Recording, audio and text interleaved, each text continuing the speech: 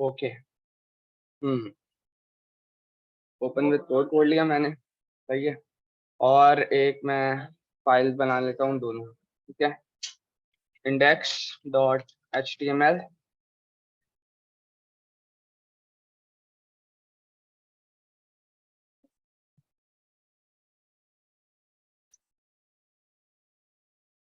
Index dot H T M L.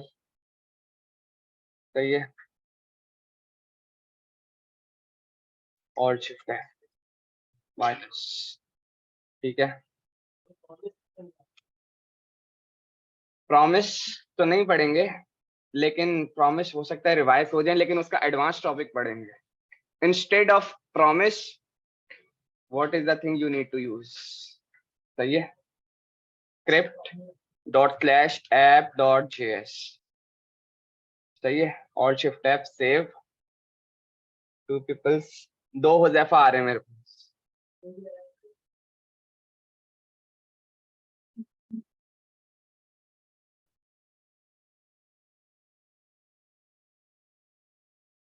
ठीक है। हाँ सही है। आप ऐसा करो कि 1 मिनट सब्र करो। मैं अपनी स्क्रीन स्टॉप करता हूँ। Stop share. और screen share multiple participant can share. चलो तुम करो, अपनी स्क्रीन शेयर करो जरा। स्क्रीन शेयर का बटन आ रहा होगा नीचे, क्लिक करो उस पे, आगे जाने दो।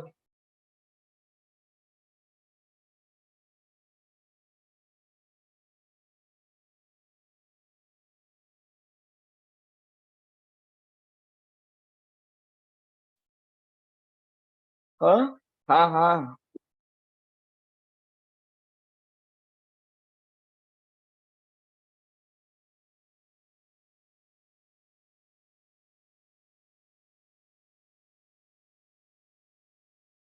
हाँ खोलो, यहाँ पे क्या बनाया भाई।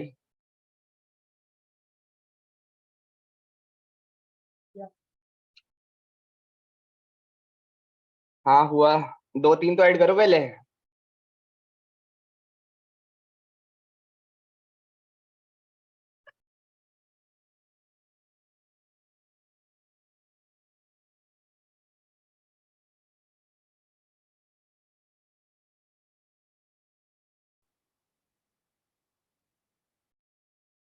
सही है।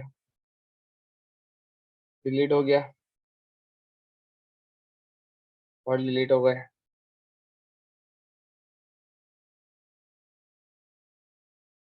कर रहा है। जबरदस्त।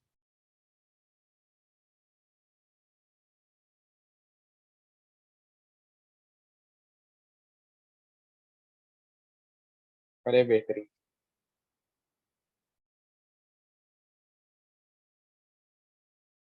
एम्प्टी स्पेस देके जाओ। जबरदस्त काम किया। एम्प्टी स्पेस देके जाओ। स्पेस बार देके जाओ। इस पे नहीं दिया हुआ, ठीक है। इस पे भी दिया हुआ है। जबरदस्त काम किया। सही है, गुड वर्क। एक टास्क तो तुम्हारा बना हुआ है। ठीक है।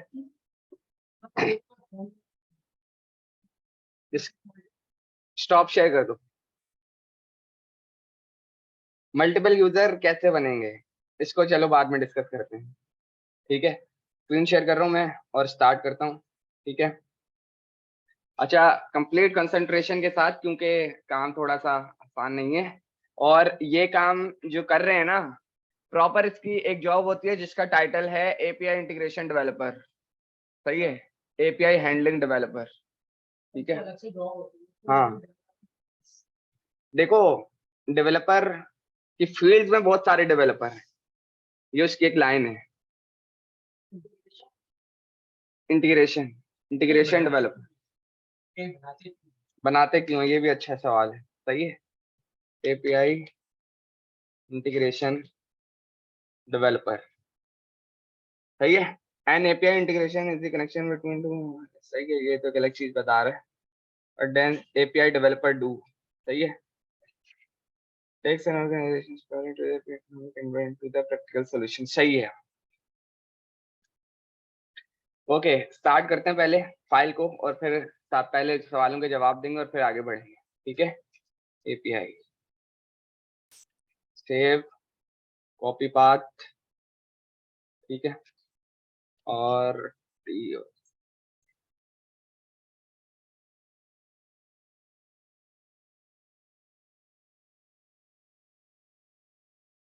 एडमिट,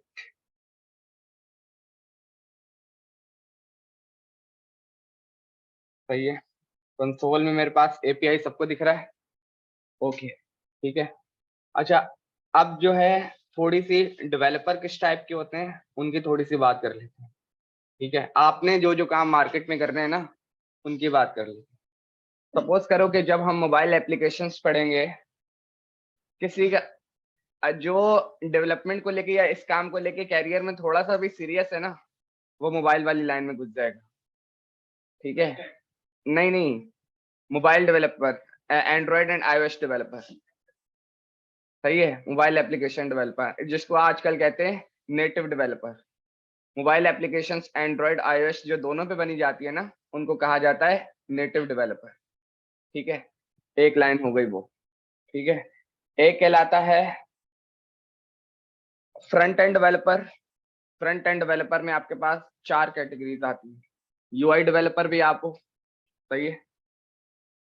फंक्शनैलिटी डेवलपर भी आप हो, ठीक है। एपीआई इंटीग्रेशन डेवलपर भी आप हो, सही है। जितनी किस्म की भी फ्रंट एंड से रिलेटेड मामलात होंगे, वो सारे मिलाकर फ्रंट एंड डेवलपर बनता है, ठीक है। एक आता है फिर फ्रंट एंड डेवलपर, ठीक है। फिर दूसरा आता है आपके पास बैक एंड डेवलपर, ठीक है, जो बैक एंड के मामलात देखता है, ठीक है। अच्छा, अब बात करते हैं थोड़ी सी के बैक एंड क्या है, डेटाबेस क्या है, एपीआई क्या है, और जो है इनसे हमारा क्या लेना देना, ठीक है। ओके, मेरे पास अगर मैं थोड़ी देर के लिए आपके सामने एक कोर्स खोलता हूँ, ठीक है। एरे सबने पढ़े हैं, ठीक है। ऑब्जेक्ट सबको पता है क्या होते हैं, ठीक है। अगर मैं एक एरे के अंदर 10 ऑब्जेक्ट्स डाल दूं, एरे ऑफ ऑब्जेक्ट्स बन जाएंगे। कोई ऐसी बात नहीं है कि भाई मैं क्या कह रहा हूँ, ऐसा तो नहीं है ना, ठीक है। मैंने एक एरिया खोला है, ठीक है, जेसन प्लेस होल्डर। यहाँ पर अच्छा, बहुत सारी अभी डिटेल एक्सप्लेनेशन को ना मैं इससे आगे क्लियर करूंगा। पहले आपको एक चीज दिखा देता हूँ ताकि आपको समझ आए कि मैं क्या क्या आ रहा हूँ, ठीक है। यहाँ पर आपके पास बहुत सारी फेक रेस्ट एपीआईज पड़ी हुई होती हैं। अब ये रेस्ट क्या है वो भी अभी देखते हैं, ठीक है। पहले देख लें है क्या। मैं यहाँ पर गया तो ये मेरे को बता रहा है रिसोर्सेस। रिसोर्सेस क्या, जो सहूलियात आपको फराहम की गई है यहाँ से, ठीक है। बोले भाई एक मेरे पास पोस्ट की एपीआई जिसके अंदर 100 आइटम्स हैं, ठीक है। कमेंट्स में 500 हैं, एल्बम्स में 100 हैं, 5000 फोटोज हैं, 200 टू डूज हैं, 10 यूजर्स हैं। हम ऐसा करते हैं, यूजर्स को देख लेते हैं, ठीक है। यूजर्स को मैंने क्लिक करा। अगर आप इसको मैं थोड़ा सा जूम करूं और अगर आप इसको थोड़ा गौर से देखो, सबसे पहली वाली लाइन को, और अगर हम थोड़ी देर के लिए बिल्कुल नीचे चले जाएं, सबसे आखिरी लाइन को देखो, तो हमारे पास एरे के ब्रैकेट्स खुल रहे हैं और ओपन हो रहे हैं, ठीक है। एक बात खत्म हो गई कि जो डेटा पड़ा हुआ है एरे के अंदर पड़ा हुआ है, ठीक है। एक बात। दूसरी बात, हर हमारे पास एरे का जो एक अंदर जो डेटा है, अगर मैं उसको यूं करके देखूं तो भाई वो मुझे बता रहा है एरे के अंदर ऑब्जेक्ट्स पड़े हुए हैं। ऑब्जेक्ट्स के हर के अंदर एक आईडी है, name, user name, email address का एक अलग से ऑब्जेक्ट अंदर पड़ा हुआ है जो कि बंद है, और फिर जिप कोड है, जियो है। इस तरह उसके पास मल्टीपल एरे ऑफ ऑब्जेक्ट्स पड़े हुए हैं, ठीक है। जो कोड मैंने अभी आपको दिखाया, समझ आया। अब सपोज करोगे ये जिसको मैंने हाईलाइट किया, ये पूरा पेज, ठीक है, ये एक जगह पे रखा हुआ कोड है जिसका यूआरएल ये है, सही है। मैंने जो कोड लिखा है वो ये है, ठीक है। Connection between two codes is called API. दो कोड्स जब आपस में मिलते हैं, आपस में कनेक्ट करवाने वाले को एपीआई कहते हैं। Application programming interface is also called API, जो कि शॉर्ट फॉर्म है, फुल फॉर्म है एपीआई की, एप्लीकेशन प्रोग्रामिंग इंटरफेस। ये मेरा एक कोड है जो इनिशियली एक लाइन का लिखा गया है, और ये एक दूसरा कोड है जो इस यूआरएल पे होस्टेड है। ये एक अलग कोड है, ये मेरा अलग कोड है। इनकी कम्युनिकेशन, इनके कनेक्शन को हम कहते हैं एपीआई इंटीग्रेशन। तो फिलहाल से यही है कि बहुत सारा डेटा हमारे पास एक यूआरएल में पैक हो गया। नहीं, यूआरएल में पैक हो गया इसको छोड़ो, अभी किसी जगह पे कोई कोड रखा हुआ है, वो डेटा नहीं है, कोड है, उसको अपने कोड के साथ मिलाना, कम्युनिकेट करवाना, कि आपको पता चल जाए रखा हुआ क्या है। This is called API. तो यहाँ पे सब मेरे हैं ऑब्जेक्ट अपने पास यूज करना चाहो तो उसको कहते हैं पता चल जाए। कम्युनिकेट करने का मतलब तुमने जो है दूसरे का कोड इस्तेमाल करके चला लिया, मेरे कहने का मकसद ये है। सही है। अगर मैं यहाँ से इसको थोड़ी देर के लिए बैक करूं और मैं आपके पास पोस्ट में आऊं, तुमने बोला यार ये कोड रखा हुआ है, मैं ऐसा करता हूँ एपीआई इंटीग्रेट करता हूँ और इसको अपने पास चला के देखता हूँ। अगर सक्सेसफुली आपके पास इंटीग्रेट हो चुका है और चल जाता है डॉम पे, या डॉम पे छोड़ो कंसोल में आपके पास डेटा आ जाता है, तो आपने एपीआई सही कॉल की, आपकी एपीआई कनेक्ट भी हो गई, दो कोड्स आपस में कम्युनिकेट भी हो गए और आपने उसको चला भी लिया। ठीक है, मतलब दो डिफरेंट कोड्स आपस में कम्युनिकेट करने को एपीआई कहते हैं। तो ये अब एपीआई क्या होती है और एपीआई कैसे बनाई जाती है, या फिर ये जो अंदर डेटा है ये कहाँ से आ रहा है, ये थोड़ा सा देख लेते हैं। ठीक है, इस्तेमाल क्यों करते हैं? इस्तेमाल क्यों करते हैं, ये भी अच्छा सवाल है, ये भी अभी मैं बताता हूँ। ठीक है, मैं आपके सामने, हमारे पास जो है अभी मार्केट में जो है 3 डेटाबेसेस हैं। सही है, जो मोस्टली यूज हैं पूरे वर्ल्ड वाइड में, जिसमें तीसरे नंबर पे आपका माइस्क्यूएल आता है, दूसरे नंबर पे आपका फायरबेस है, पहले नंबर पे आपका मोंगोडीबी है। हाँ, अलग स्टैक है, मैं अपने स्टैक की बात कर रहा हूँ जो हम यूज कर सकते हैं। हाँ, वो हमारे स्टैक में नहीं आता, वरना ऐसे तो बहुत सारे हो जाएंगे। हाँ हाँ, ऐसे बहुत सारे हो जाएंगे। जो हमारे स्टैक में काउंटेबल है वो 3 है, जिनमें से पहले नंबर पे मोंगोडीबी है, हम वो पढ़ेंगे। ठीक है, टॉप रेटेड मार्केट है उसकी। अच्छा, मैं यहाँ पर आता हूँ, मैं अभी मोंगोडीबी नहीं खोल रहा, मैं एक फायरबेस का अपना डेटाबेस आपको खोल के दिखाता हूँ। ठीक है, गो टू कंसोल।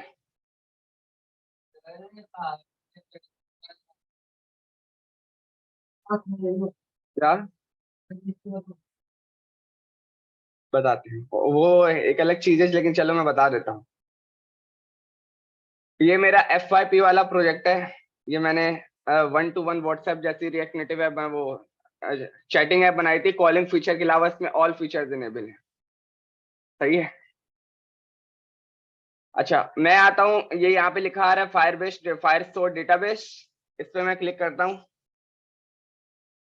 तो यहाँ आप देखो, अगर के यूजर पे जब मैंने क्लिक किया, ठीक है, तो ये उसकी जो हाईलाइट हुई भी है, ये वाली एक कलेक्शन आईडी है जिसके अंदर एक यूजर रखा हुआ है email majid@gmail.com।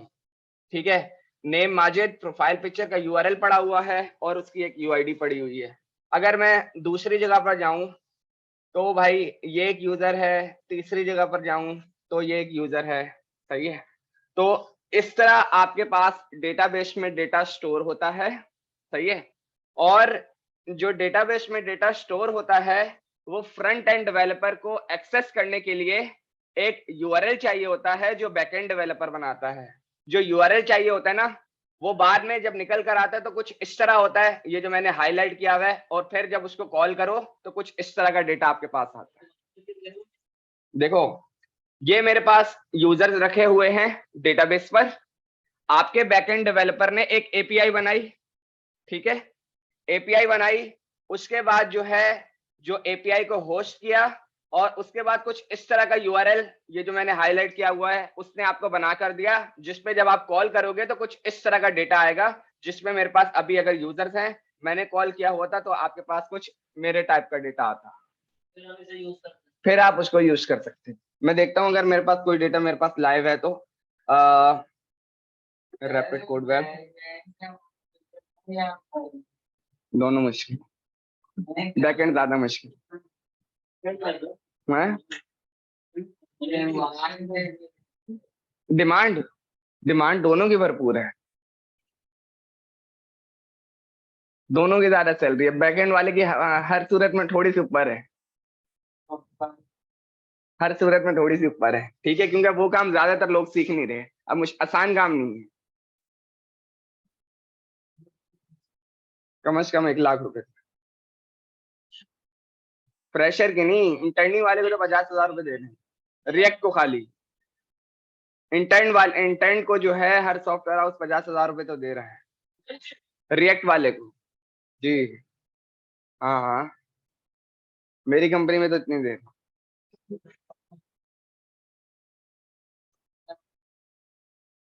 नहीं नहीं भाई, वो तो पुराने टाइम की बात है। काम मांगते हैं, क्यों नहीं मांगेंगे। सही है। अच्छा, मैं अगर इसको खोलूं थोड़ी देर के लिए, रैपिड यार्न को, और ये जो यूआरएल है, और इसको मैं रेंडर कराऊं। सही है। कैन नॉट गेट स्लैश बोल रहा है कि आपका जो डेवलपमेंट सर्वर है उसको होस्टेड हुआ है, लेकिन मुझे नहीं पता कि उसने स्लैश पे क्या रखा हुआ है, क्योंकि मैंने स्लैश पे कुछ रखा हुआ नहीं है। अगर मैं यहाँ जाके स्लैश एपीआई लिख दूं तो वो मेरे को बता रहा है ये मेरे पास एक एपीआई है जिसके कॉल पे मैंने ये आपको डेटा रिटर्न कराया हुआ है, status true, message welcome to the backend of knock project. ये एक किस्म की मेरी बनाई हुई एपीआई है। सही है। जिस तरह ये मैंने आपको दिखाई, ये हाईलाइट होने पे ये आ रहा है, इस तरह ये एक मेरी बनाई हुई एपीआई है जिसपे अभी सिर्फ थोड़ा सा डेटा आ रहा है। सही है। बेटा एपीआई जब कॉल करेंगे इस तरह का तो नहीं आएगा ना, अगर कोई यूजर यूज करेगा तो नहीं, इस तरह का नहीं आएगा, वो इस तरह का आएगा, ऑलवेज इस तरह का आएगा। डेटा आपके पास कभी भी रिटर्न होकर जब आएगा तो एरे ऑफ ऑब्जेक्ट्स की शक्ल में आएगा। ठीक है।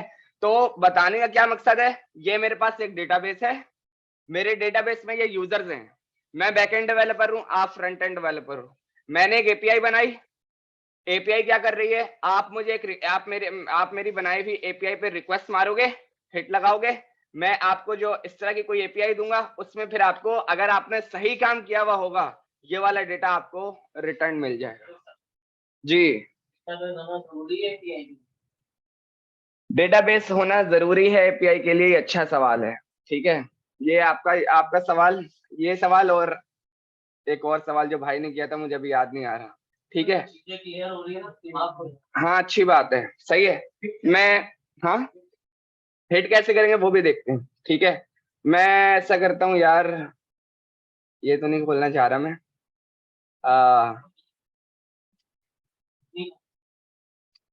चलो सही है, मैसेंजर तो नहीं है। सही है, वापस आते हैं। ये फेसबुक की वेब एप्लीकेशन है, सिंपल फेसबुक की वेब एप्लीकेशन है। सही है। माइनस, मैं जाता हूँ इसमें,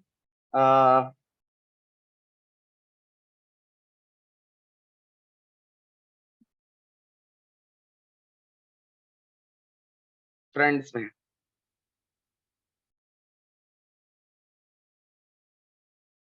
नॉट फ्रेंड रिक्वेस्ट,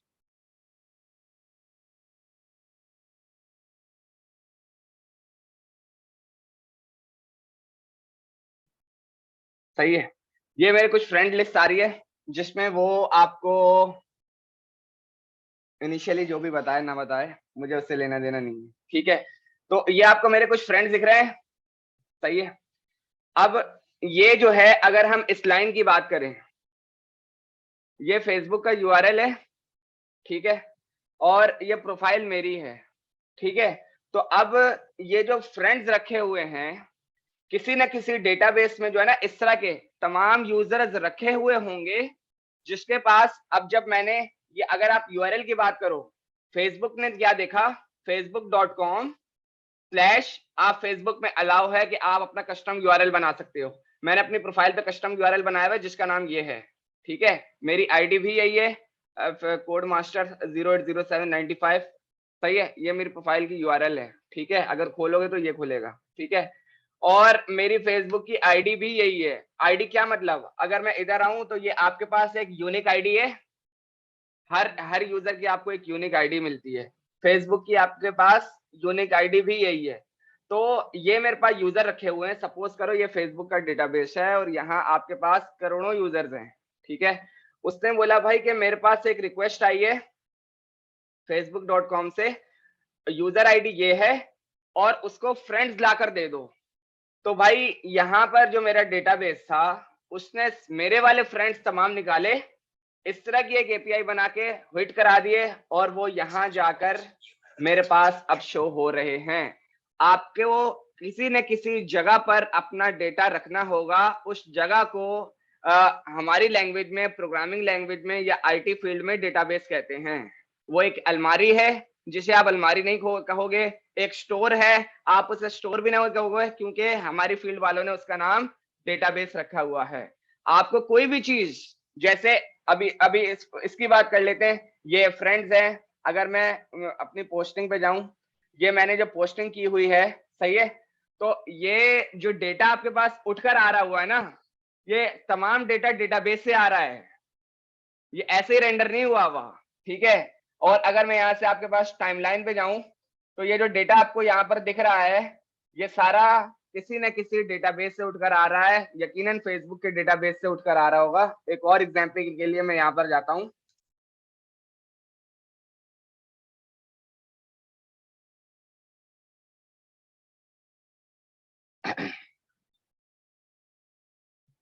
ठीक है।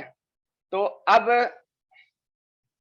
ये जो इनके पास ये जो प्रोडक्ट्स आ रहे हैं, ये जो आपको दिख रहे हैं, ये हार्ड कोडेड बनाए हुए प्रोडक्ट्स नहीं है, ये यकीनन किसी इस तरह के डेटाबेस में स्टोर प्रोजेक्ट्स रखे हुए हैं जो किसी एपीआई के बिहाफ पर उन्होंने कॉल करा के अपने होम पेज पर शो करवाए हुए हैं।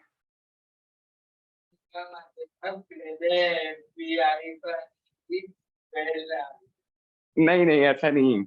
आपको किसने बोला आप बैकएंड डेवलपर की तरफ जाओ? आप एपीआई इंटीग्रेशन सीख लो, फ्रंट एंड पूरा सीख लो, मार्केट में जाके बैठ जाओ, मुझे ये काम आते हैं। वो ये थोड़ी बोलेंगे एपीआई बैठ के बनाओ, वो एपीआई देंगे, जाओ इनको लगाओ। हाँ, बनी हुई होंगी, वो बनाने वाले बना के दे देगा आपको, वो पढ़ने की जरूरत नहीं है, आपको लगानी आनी चाहिए, उसके एरर्स पकड़ने आने चाहिए। पढ़ेंगे, हमारे कोर्स का हिस्सा है, हम पढ़ेंगे जी। एपीआई हैंडलर नहीं, इंटीग्रेशन, सही है, इंटीग्रेशन आनी चाहिए। तो ठीक है, तो अब अगर मैं एक और मिसाल दे दूं और मैं चला जाऊं,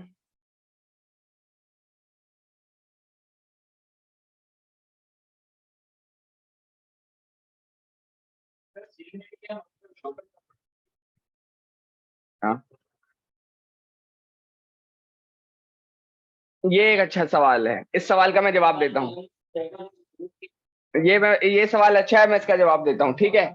अब ये जो आपके पास होम स्क्रीन है, ठीक है, ये जो आपके पास होम स्क्रीन है, ये जो सारा डेटा आपके पास उठकर आ रहा है, ये भी किसी डेटाबेस से उठकर आ रहा है। इन्होंने फंक्शनैलिटी क्या लगवाई है, जब भी यूजर रिफ्रेश करे तो जो भी डेटा उठ के जा रहा है वो, हेलो जी,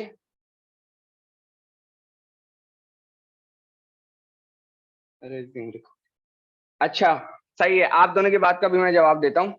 तो भाई इन्होंने अभी देखो आपके पास, अगर हम इन दो की बात, इन तीनों को देखें और एक दफा दोबारा रिफ्रेश कर दें, रिफ्रेश, ठीक है।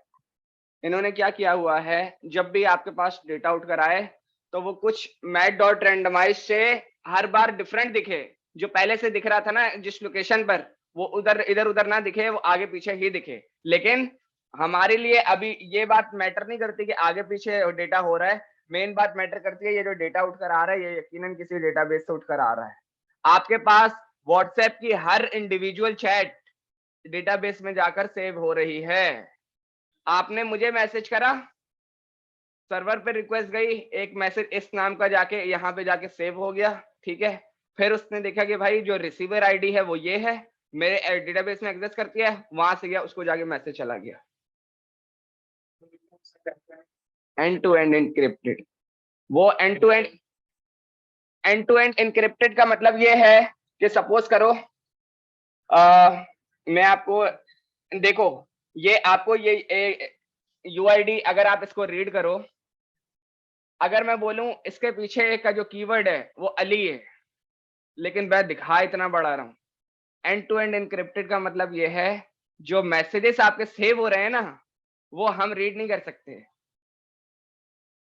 वो इस वाले फॉर्मेट में है। अब अगर आप इस पर जाओ गूगल, एक मिनट मैं बता रहा हूं, ये गूगल का सोर्स कोड है, ये रीडेबल नहीं है, ठीक है। एंड टू एंड एनक्रिप्टेड का मतलब ये नहीं है कि वो आपके डेटाबेस को रीच नहीं कर सकते, वो सब कुछ कर सकते हैं, वो सिर्फ आपको बता रहे हैं कि भाई हमने सिक्योर किया हुआ है, ठीक है। और हमारे पास उस तरह शो नहीं होगा कि आपको इतना परेशान होने की जरूरत नहीं है, वो आपके पास डेटा इस तरह का डेटाबेस में इनक्रिप्ट इनकोड होके सेव होता है, समझे जी। बार बार जब वापस जाता है ना तो डिकोड होके जाता है, ठीक है। लेकिन इस बात का फिर भी मेरी नजर में ये मकसद नहीं है, क्योंकि जब आप प्रोग्रामिंग में डिटेल में आगे चले जाओगे ना, तुम बोलोगे यार ये पॉसिबल नहीं है कि जिसने बनाया हुआ उसके पास डेटाबेस वो कुछ कर ना सके, वो सब कर सकता है, वो दिखाता आपको ऐसा है, हैं?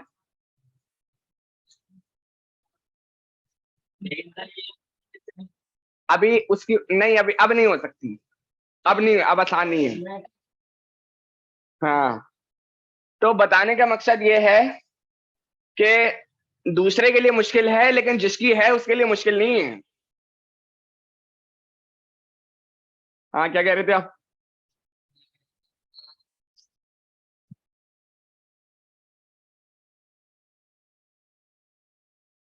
कैसे करेंगे, हमें क्या पता उसने